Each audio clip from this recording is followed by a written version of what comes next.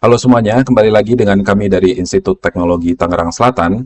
Kami dari kelompok 5 mata kuliah Pendidikan Anti Korupsi. Tapi pada kesempatan ini kami bukan hanya sekedar ingin melengkapi tugas dari mata kuliah Pendidikan Anti Korupsi, tapi kesempatan ini kami memanfaatkan untuk sharing kepada teman-teman di YouTube sebuah program kerja yang kami rancang untuk tindakan pencegahan anti korupsi. Harapannya adalah semoga program kerja kami ini bisa menginspirasi teman-teman di YouTube untuk bisa diimplementasikan di lingkungan masing-masing. Program ini bersifat open source, silakan dimanfaatkan sesuai kebutuhan. Kami memiliki program kerja di sini bernama Lapor Bos. Nanti bisa kita bahas bagaimana sebenarnya Lapor Bos ini, cara kerjanya, rencana aksinya. Nanti bisa kita kembangkan dan kita diskusikan di kolom komentar di bawah. Pada kesempatan ini, yang akan menjelaskan terkait program Lapor Bos ini adalah saya sendiri, Romi Fadli, kemudian Pak Andik Maulana, dan uh, Mbak Widuri Pratiwi. Next. Nah, jadi secara singkatnya, program Lapor Bos ini adalah sebuah platform untuk pengaduan penyalahgunaan dana bos di lingkungan sekolah. Hal yang unik sebenarnya dari program Lapor Bos yang kami rancang ini adalah ada beberapa hal. Itu yang pertama, anonimitas. Nah, di sini setiap pelapor itu dijamin kerahasiaannya. Seperti itu. Bagaimana caranya setiap pelapor itu tidak diketahui identitasnya sehingga terbebas dari ancaman intimidasi dari pihak-pihak yang merasa dirugikan dari laporan tersebut. Tapi anonimitas itu sendiri seperti pisau bermata dua ya. Itu bisa memiliki masalah tersendiri, yaitu bisa disalahgunakan untuk fitnah.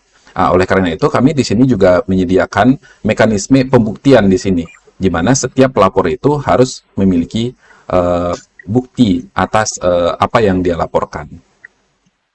Nah, kemudian di sini juga Lapor Bos ini nanti bersifat open source ya. Nanti akan dijelaskan lebih lanjut oleh Pak Andik terkait open source ini.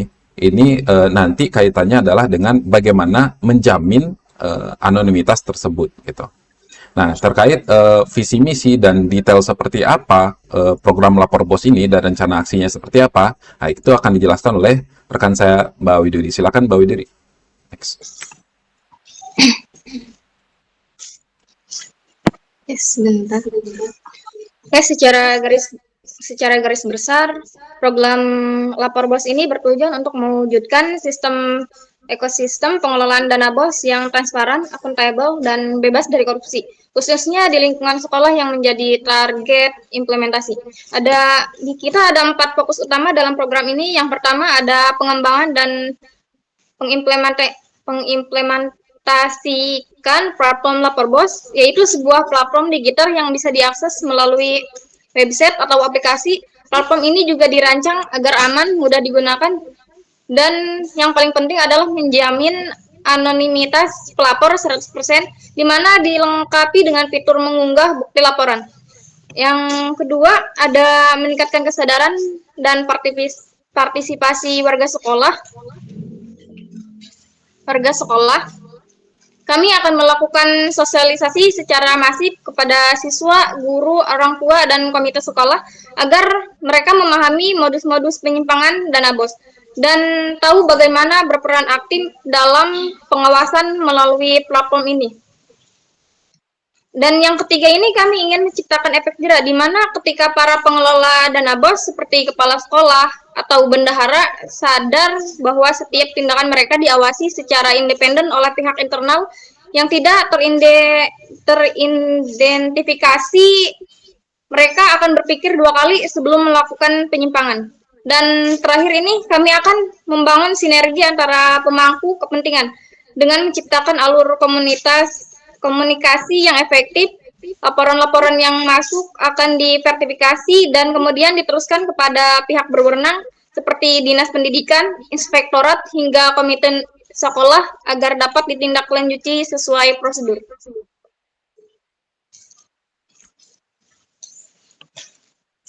Selanjutnya silakan Pak Andik untuk program kerja aksinya. Oke, terima kasih Pak Romi atas kesempatannya. Pada kali ini saya akan menjelaskan terkait dengan aksi.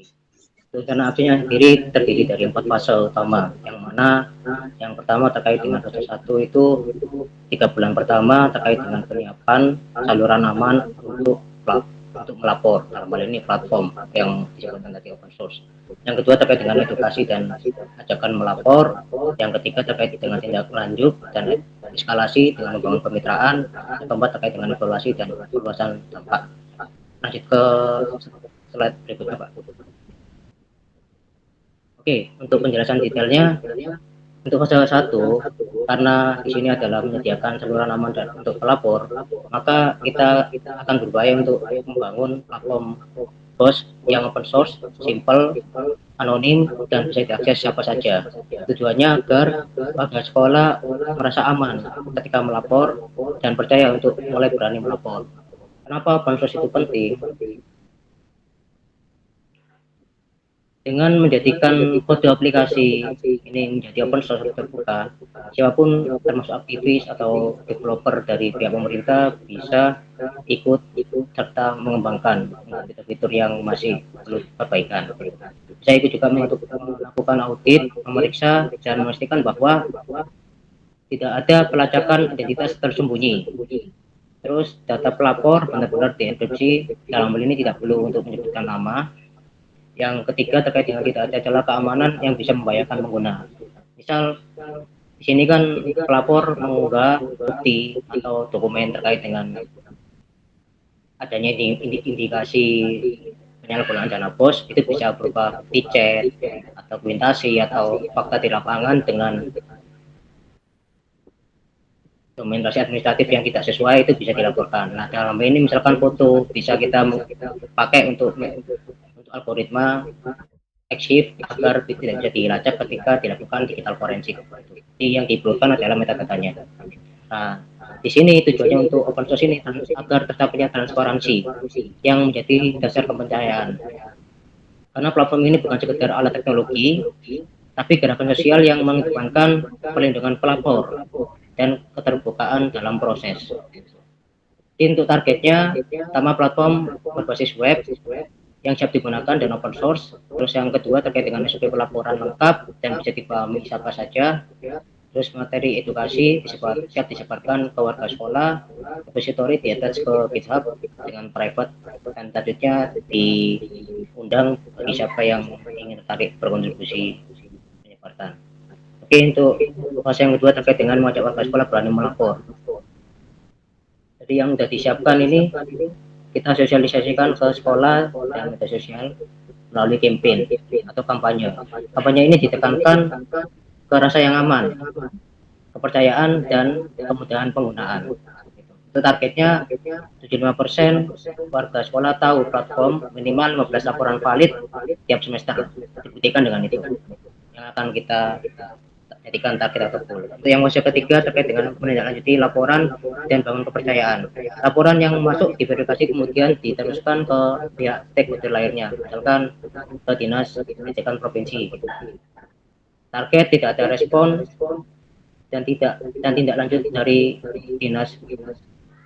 Ada respon dan tindak lanjut dari dinas stakeholder atau yang berkepentingan, bukan laporan yang stagnan di tempat gitu. Oke, untuk fase yang 4, fase terakhir terkait dengan evaluasi dan perluasan dampak. Kita pantau tren pelaporan. Apakah semakin meningkat gitu. Kita bisa melihatnya melalui survei persepsi warga sekolah dan evaluasi efektivitas. Hasilnya dipakai untuk memperbaiki platform dan memperluas ke sekolah yang lain atau duplikat sistem ke sekolah yang lain.